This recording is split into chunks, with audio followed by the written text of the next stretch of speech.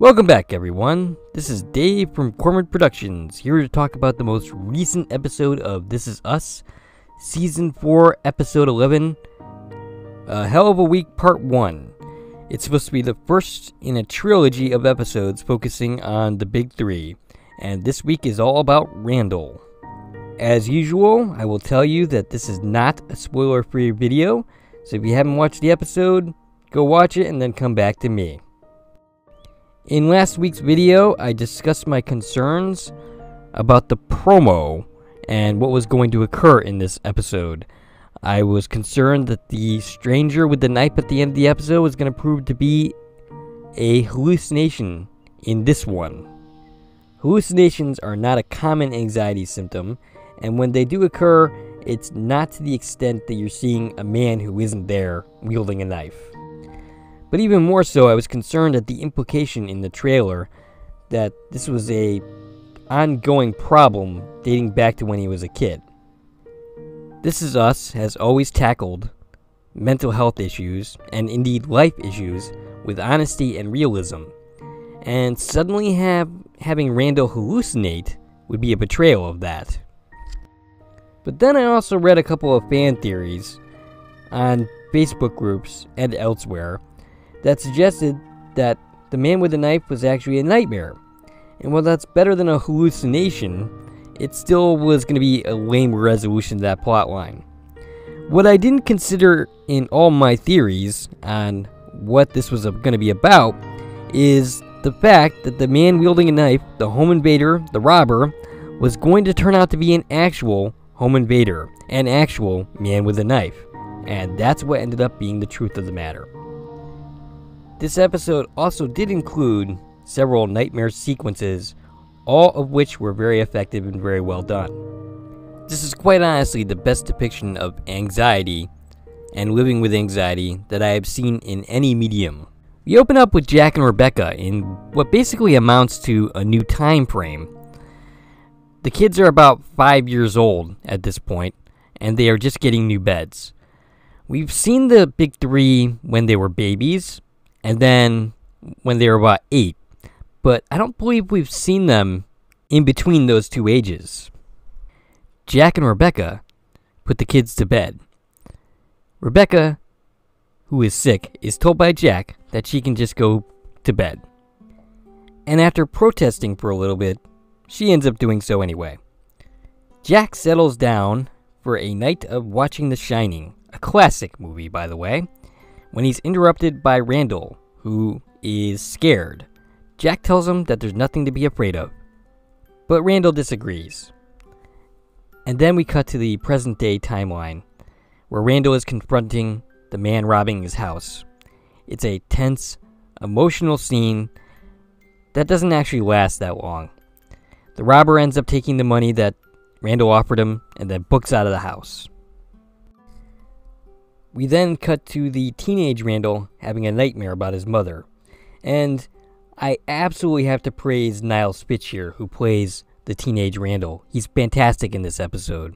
He's generally been pretty good in all his scenes as the teen Randall, but this is the first chance that I'm getting to talk about him, and he absolutely kills it in this episode. All the actors who played the teenage versions of the big three are excellent. Hannah Zeel has Chrissy Metz's mannerisms down pat. I have much less to say about the teenage version of Kevin, played by Logan Schreier, because he hasn't had as much to do as the other two. This episode reminded me that we need some focus on the teenage version of Kevin. We definitely need a thread for his character, his exploits in New York, showing him trying to act, showing him getting rejected, showing his relationship with Sophie. The next episode is supposed to focus on his character, so hopefully we'll get a little bit of that. Randall wakes up from this nightmare to a fire alarm going off. In panic mode, he goes and finds Beth. Beth tells him it's fine, and that it's just a fire drill. And her attitude here confused me a little bit, because even in a fire drill, you're supposed to be getting out of the building. That's the point of a fire drill. We cut back to Randall, who's deep in his own thoughts, dealing with the police. The police tell him that oftentimes the robber will come back the next day, because the family often decides after a robbery to not stay in the house for the night. The police leave and Randall goes upstairs to see Beth comforting the girls, particularly Annie, who's asking about the robber and what he wanted. Tess suggests that he will not come back because Randall probably scared him away with his dad jokes, as I'm sure I would if I were in this situation. Randall takes his wife away to talk Beth into going into a hotel for the night, while he stays and basically has the window fixed and a security system installed. And when the girls come back, they will be returning to normalcy. He repeats what the cop told him about the robber sometimes coming back, and Beth insists that he come with them, but Randall won't have it. And he insists, while making jokes, that he will be just fine. He's putting up a very convincing front, trying to be strong for his family, but inside, I know he's dying. Beth should probably see through this, having been with him for so long, and I think to a certain extent she does, but given the fact that she's rattled herself right now, she's not really in a position to call him on it, though she does as the episode goes on. Cut to late at night. Randall is in bed, alone, trying to sleep, but it's 2 o'clock in the morning and he can't.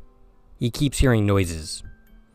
He patrols his house with a golf club, searching every room, looking for an intruder. He goes down to his living room and just starts watching TV, and then shoots Kevin a text, who then promptly calls him.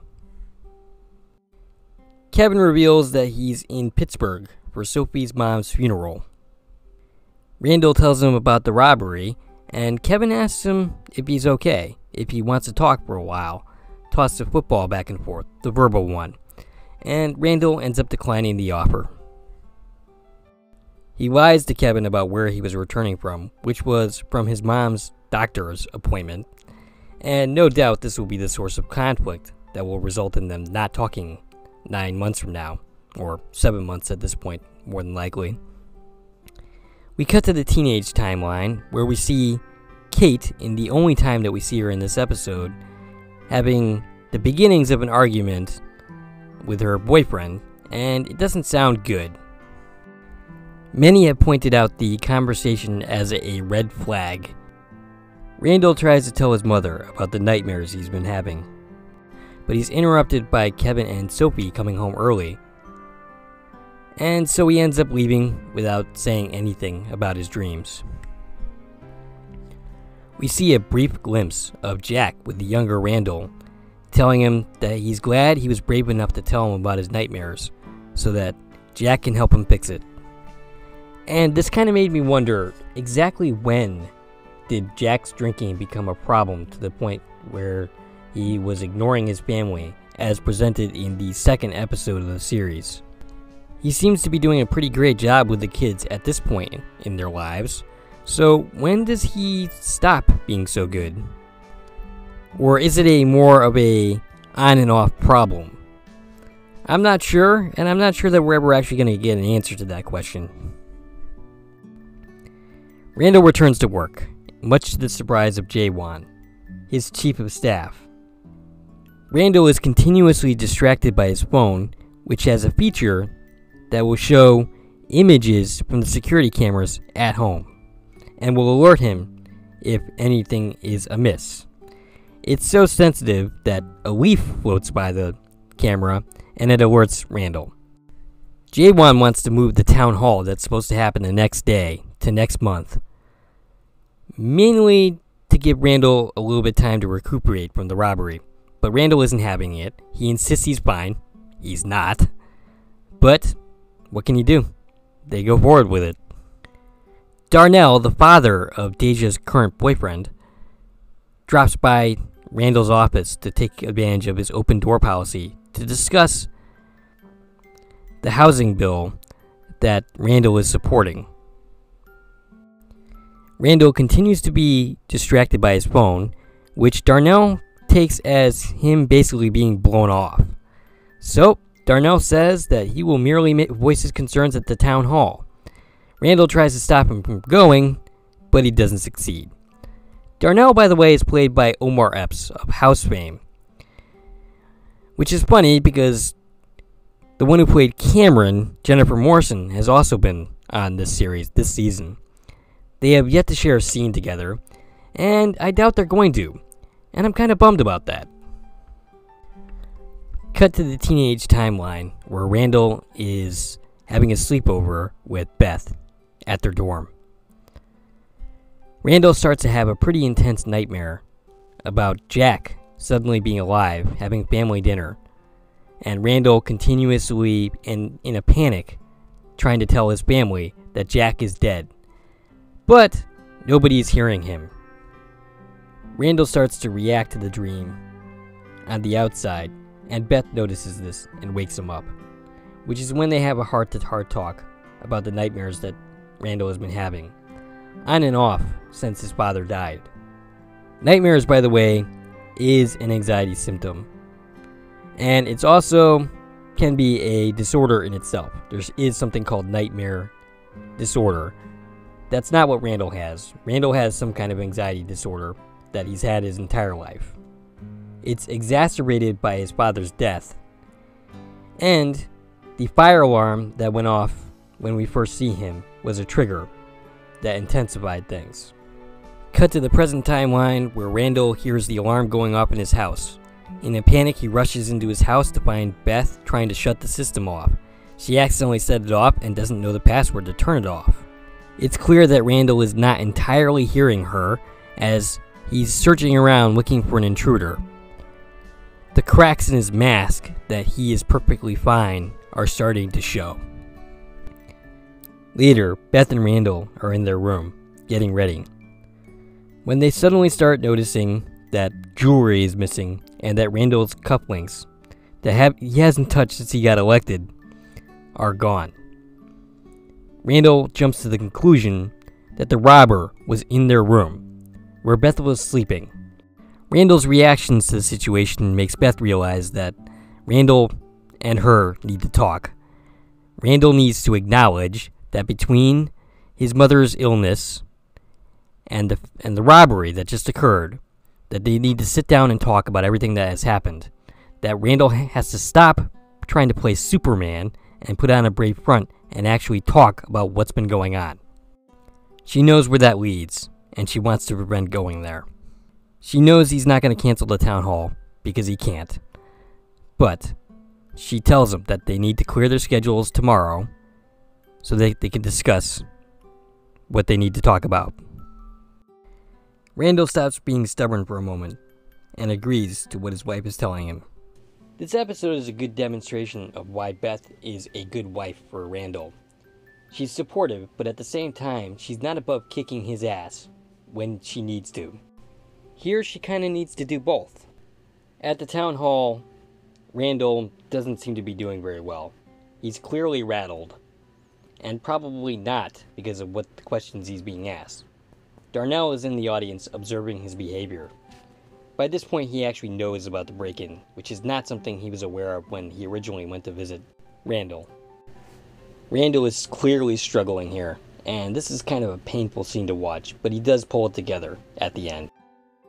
In response to what he sees at the town hall meeting, Darnell visits Randall at his home to let him know that he knows he's not okay, and to suggest that he go and get help. Randall reveals that one of his strategies for dealing with his anxiety is running. We've seen Randall run plenty during the series, but I never understood that to be a method for dealing with his anxiety, and it makes sense because working out and running is a good way to deal when one has anxiety problems. I have said in the past, though, you do need another method besides just one. Your main method will fail you on occasion, and it's definitely not doing the trick here. Also interesting to me in this scene, this is the first time that I realized that Randall has an aversion to therapy. I haven't quite gotten the sense of that in the past.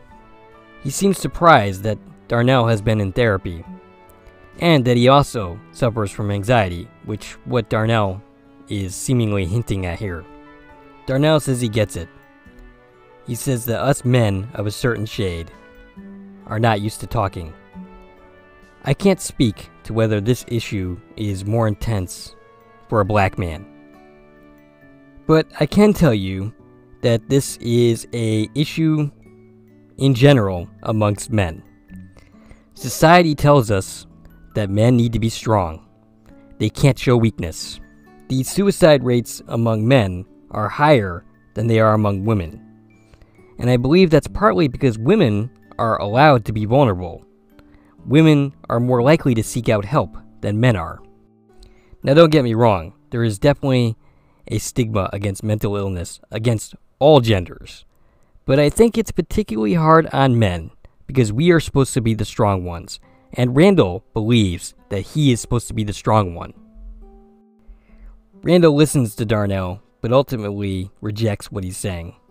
He goes for his run, comes across a robbery, which I thought was a little bit ridiculous, by the way, but nevertheless. He interrupts the robbery and just continuously punches the person who was trying to steal the woman's purse. And I think in that moment, he's not seeing the person that he's punching. He sees the person that invaded his home, invaded his space, and in a lot of ways took away his peace of mind. In the robbery, he breaks his arm, and his wife calls him a hero.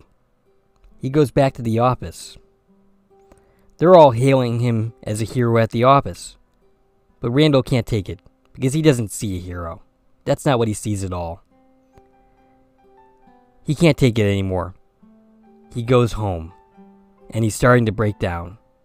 In the teen timeline, Beth has Randall convinced to go to a grief counseling. But just as he's about to go, Kevin calls him with news that something bad happened to Kate. We don't know for sure what happened, but it no doubt has something to do with her boyfriend. The last scene we see with Jack and Randall, Jack is telling Randall that he needs to be stronger than the other two because they are more high maintenance. He needs Randall to be brave and just to sleep in his bed. Some fans have interpreted this scene to mean that this is Jack being responsible for Randall's problems, and that's not totally accurate. Randall has anxiety problems because Randall has anxiety. It's been hinted at that William had anxiety, and that Randall's anxiety is actually genetic. Sometimes these problems are situational. They're brought on by trauma, but not always. Sometimes, like in Randall's case, it can be just something that you get through your genetics. Jack might be responsible for Randall feeling that he always has to be strong. And I think that's a pretty simplistic reading of the situation too. I don't think it was this one event that caused his problems. Because remember, society tells men that they need to be strong at all times. So that's partly why Randall is the way he is, and why he hasn't dealt with his problems in a better way. Randall returns from the office. He goes into the bathroom. He's clearly starting to fall apart. He picks up the phone and calls his brother Kevin. He admits to Kevin that he lied to him the other day. He isn't okay. He needs to talk. Kevin, being the big-hearted person that he is, tells him that it'll be okay, tells Randall to breathe, and tells him that he will be the one to get him through it.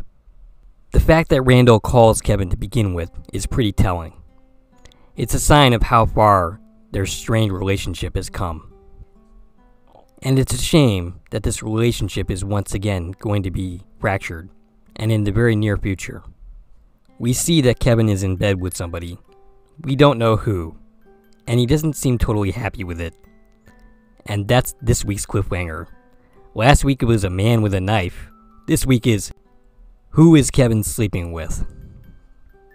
We won't find out for a couple weeks because this series is not coming back until February 11th. Most likely preempted by the primary elections that are coming up. As far as this episode is concerned, it was excellent. It was an absolutely stellar episode. Sterling K. Brown was awesome as usual, and everybody else's performances were top-notch. He should get another Emmy for his performance in this episode. Anyway, guys, that's all I got for you for this week's video. If you like this video, please subscribe to my channel, like the video, comment, share, all that jazz. I picked up 10 subscribers this week, but I still need more if I'm going to meet my goal of eventually being monetized. For those of you who are already supporting me, I thank you. It is much appreciated. This is Dave from Cormorant Productions, signing off.